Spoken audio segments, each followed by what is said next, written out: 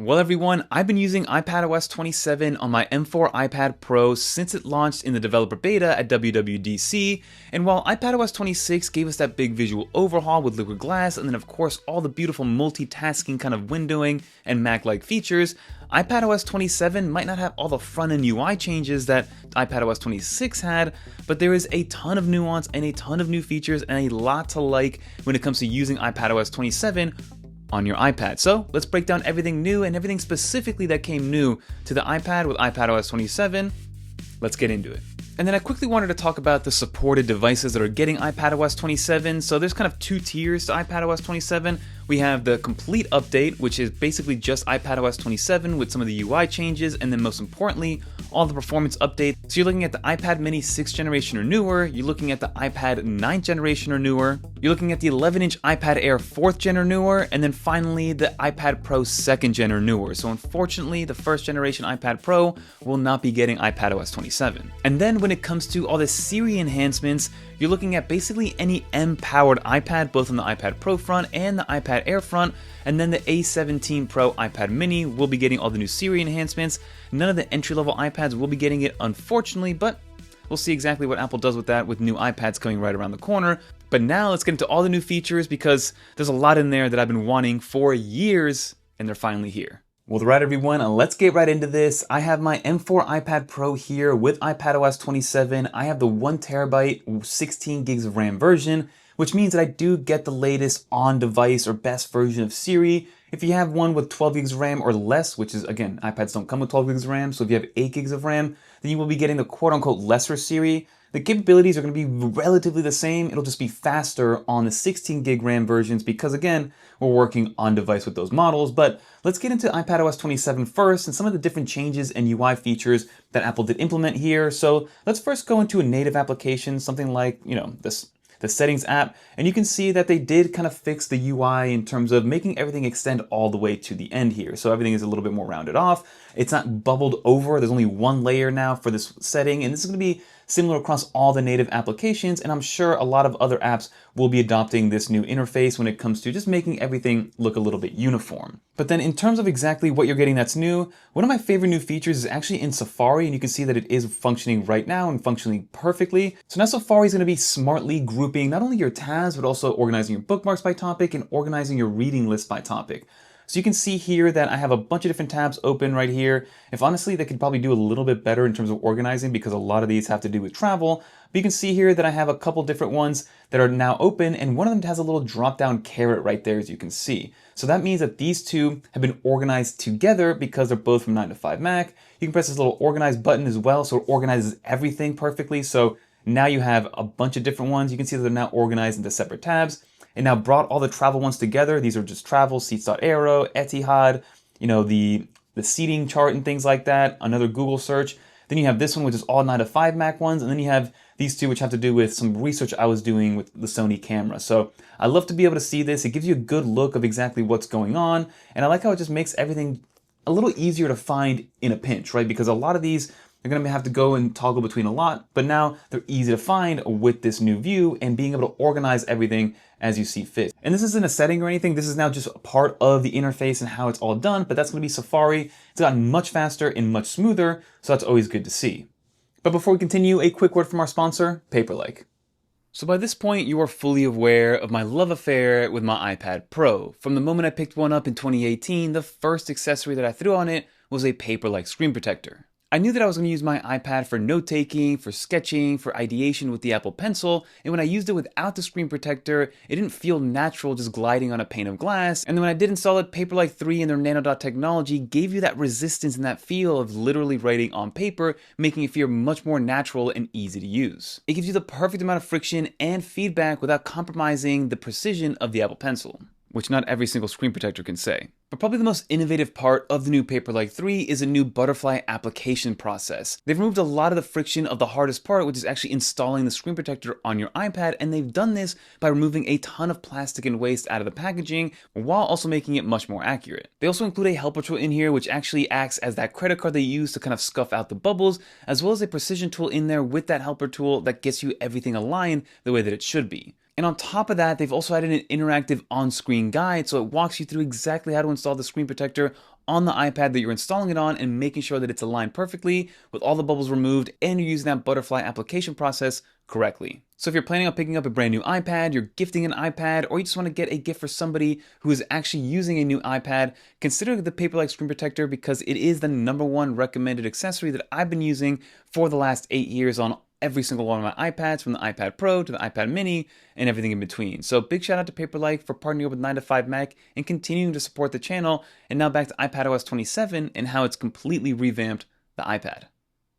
So then the next one's actually going to be in your Messages app. Now this is not exclusive to the iPad, but the fact that you can use your Apple Pencil makes it a little bit better. But if you press the little plus sign in your Messages app, you have all these different functions. The newest one is going to be this drawing function right here. So you can now draw with your Apple Pencil and then it'll be sent to whoever you want. So you can, draw whatever you want, write a handwritten message if you want to. And of course it also works with shortcuts. So if I hold that down, it'll make me a perfect circle. And you get all the different functionality that you would get on a normal kind of hand drawing situation, but now built directly into the messaging app. So that's brand new in iPadOS 27 as well as iOS 27. But again, iOS doesn't have the drawing functionality with the Apple Pencil, so I think it's much better on the iPad. Another new addition is going to be on the home screen and how you edit it. So first and foremost, if you long press, this is how you go into wiggle mode or jiggle mode. You now have a new little paintbrush icon as opposed to what it was before. I forget actually what it was. I think it might have just been a plus sign. And then you can see that next to it, there's a redo and an undo button. Those are all brand new, so you can modify whatever you want. I can move this over here if I want to. I can put this down here. And if I just press undo, it'll kind of try to bring everything together. Of course, this is still in beta, so you can see that it did kind of mess everything up there. But again, at least the idea is there that you can undo and redo things. So if I move this back over, but eventually I am able to add it the way that I want to. And then in that same light, if I go over here and we add a new widget, Apple added a brand new large or full screen size widget, and I think that has a lot to do with what's happening soon, which is going to be an iPhone Fold. So for instance, I think a good example to show off here is going to be in the music application. You can see that they have this extra large one, and you can kind of see all these different options. So they added a full screen size one because I do think this is, again, a foreshadow into the iPhone Fold. And then in that same light, you actually are able to now change the size of iPhone-only apps. So iPads have been able to run iPhone-only applications, but they've been siloed into this one plain view. There's not a lot of apps left that are iPhone-only, but there definitely are some. But you can see this is one that I found online. I have no affiliation with them. It's just a flight tracking app. But this is an iPhone-only app, so it opened in the iPhone view. But now you can actually grab it and extend the size and make it kind of a wide size. Now again, this is all about Apple's Book Foldable.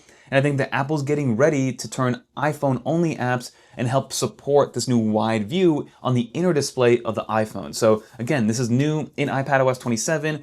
It's a little bit less kind of malleable in terms of other applications that can be moved around a lot more. I think there's only a couple sizes here that you can change with. But again, it is cool to know that Apple is working on this in the background. Another one that's new specifically for the iPad is that in News Plus, you are able to now get audio, which is something that wasn't around before. So I believe I opened it before. So I don't have News Plus right now, but you do have the audio tab here and you're able to now get News Plus audio, which you weren't able to get before, interestingly enough. And now to get into the desktop class nature and productivity side of iPadOS 27, because again, iPadOS 26 made it look and feel more Mac-like. Now they're iterating on it and just making it more powerful, more fluid, much more performative, and it's been absolutely great. So the first one's going to be the persistent menu bar. So if you go into your settings and you go into the multitasking and gestures, you have a new option here called menu bar where it says automatically show and hide your menu bar. This is on by default, so it says tap or drag the pointer over the app name to reveal the menu bar. So this is great for multitasking especially. So for instance, if I have a bunch of apps open, let's open up something like Safari.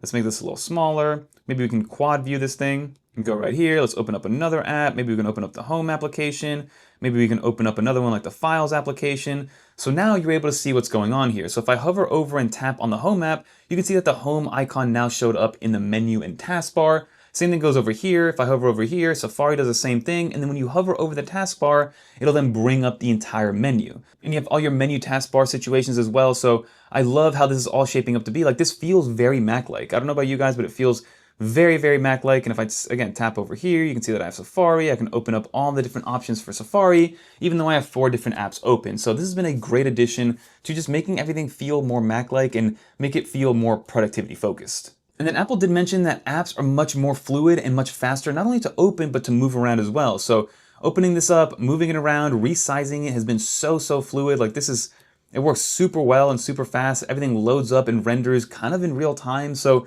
again, the performance of iPadOS 27, I'm going to keep reiterating this, has been great. And then one of my favorite ones, which I'm going to show off first before actually showing you how to do it, is going to be in the Shortcuts application. You can now use the Magic Keyboard for the iPad as a trigger point to activate certain automations and certain shortcuts when you are accessing your iPad. So for instance, I have a shortcut set up right now where if I remove the iPad, nothing happens, but if I place the iPad back on the Magic Keyboard, two apps should open side by side. It should be YouTube and Safari. Tap this down, give it a second, and then both of them open up side by side exactly how I want them to. I don't have to touch anything else, and now I'm ready to go with both of these applications. And that's just one of the few things you can do with the Shortcuts app, especially with that new trigger point. So if we go into the Shortcuts application, you can go in here, and what's nice about this is you can still use natural language. So here we're going to do this in real time together. I'm going to create a shortcut that says when I remove my iPad from the Magic Keyboard, I want all the apps to go away and show my home screen and turn the windowed app mode off. So give this a second and let's see how long it takes to actually get this to function. So here it goes. That literally took like less than 10 seconds. I can see what it looks like by pressing on this. So when keyboard is disconnected, go to home screen and set multitasking mode full screen apps. So if I pull this off, this should work. And boom, it worked. If I swipe down here, you can see that the windowed mode is turned off. And then again, if I put it back on, now it did open up both of them, but the reason it didn't go side by side is because the windowed mode is turned off. So I have to go back to the old shortcut and kind of restructure it so it also turns on the windowed mode for the shortcut. You can see how powerful that could be. So if you add a new shortcut and you go into automation here, this is how you find the keyboard setting if you want to make one from scratch. You press on the keyboard here and then you take this out. Maybe you want to do open an app. Let's open maybe Safari or I guess Amazon here. What you can do is you can actually change the location and the size and where you want it to be. So the window location and size, you press on here and you have all these options. You have full screen, left, right, bottom leading, bottom trailing, left third, middle third. So you can kind of set this up if you want two side by side, if you want the quad box, if you want the triple setup also as well. Sky's the limit with this new automation and this function. Super powerful, highly recommend checking it out. So now you're probably wondering about Siri and how to use it and the functionality. One thing that I do need to know is that you need to learn a little bit of a new gesture, sort of, because again, normally if you're on iPadOS 26 or older, if you swipe down from the middle, you get your lock screen, right? But now to access your notification lock screen, you go from the top left to get that. To get your control center, you still go from your top right. But now if you go anywhere kind of in this middle 2/3 or this middle, half, you kind of get this Siri functionality or this Siri kind of teardrop. Very weird UI. This kind of looks like the back of your throat. What is that called? The little uvula or whatever. But that is how you get to Siri. And Siri, again, sky's the limit. Test it out however you want to test out. But you can ask it basically anything. As you saw in the intro, I asked it which iPads were supported by iPadOS 27. And then ask her which one is going to get the new version of Siri. So you're able to kind of go sky's the limit. But one new thing that's happening is that it does get full-on visual intelligence for the first time. So of course, if I just take a screenshot, you get the visual intelligence UI. You can ask it this, you can search it, you can circle to search as well if you want to understand what that is. And then also you can open up the camera app because technically there's no Siri visual intelligence option, but you can just go here, take a screenshot, and then ask. So I asked it, what is that camera on the wall? Let's see, and I'm doing this in real time with you. Let's see if this actually works. And you can see there's Siri giving you all the information. Now it's technically the wrong camera, I'm not gonna lie to you, but it is something to kind of take into consideration. It's gonna be hard for that one to be figured out, but it's cool to see that you have a version of visual intelligence on here for you to kind of see exactly what you see fit. But some of the cool things that I like to see here is that you are able to give it on-screen awareness and contextual evidence. So if I go into my finance app, while albeit it can't reach into the data and get that kind of context, it could look at the screen, the same screen that I'm looking at, and then give me all the information based on that. So Siri AI, highly recommend checking it out. And then the search has gotten so much better, and it's so much easier to find anything that you would need to find at the end of the day. So play around with Siri AI, especially on your iPad, to see what you can get out of it. So another cool thing that's happening is going to be alongside Sidecar. So I started up Sidecar here on my iPad Pro. It's running with my MacBook Pro that I have here. And supposedly a new touchscreen MacBook is in the horizon later this year. So now you're allowed to use touchscreen controls on here, which is fantastic to see with your Apple Pencil, with your touch. So if you guys want to play with that, highly recommend seeing what that's like because that could be a good inference into what it looks like moving forward. And then the final thing I want to show off here is that now with extended monitor support when you're using the iPad with an external display, you can access Control Center on that external display, which was something that could not be done before.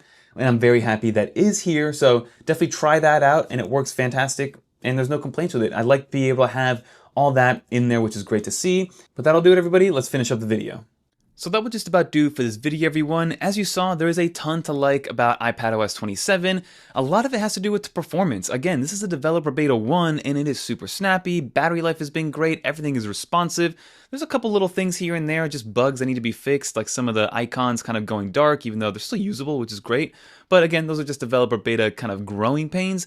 But the performance aspect of it all has been absolutely amazing. And then some of the cool features and quality of life features, like the new menu bar. You also have the new Safari tabs that are in there. You have the ability to use shortcuts with the Magic Keyboard now as a trigger, which has been absolutely amazing. So let me know in the comment down below. Are you guys updated to iPadOS 27 Developer Beta 1? Are you waiting for the public beta? Are you waiting for the September official public release? And what do you want to see Apple improve on with iPadOS 27?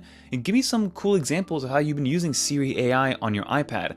That's the thing, the sky is the limit with Siri AI. You can test it however you want to test it, what the capabilities are and how good it's going to be in so many different realms and genres and use cases. So let me know some other ones that I should try out and maybe we'll have a kind of top 10 Siri use cases both on iOS and iPadOS. But that'll do it, everybody. If you made it to the end, leave a little dolphin. Big shout out to Paperlike for continuing to partner up with 9to5Mac and supporting the channel. They're absolutely awesome. And until next time, if you guys want to watch more videos like this one, check out one of these videos right here. Peace, everyone.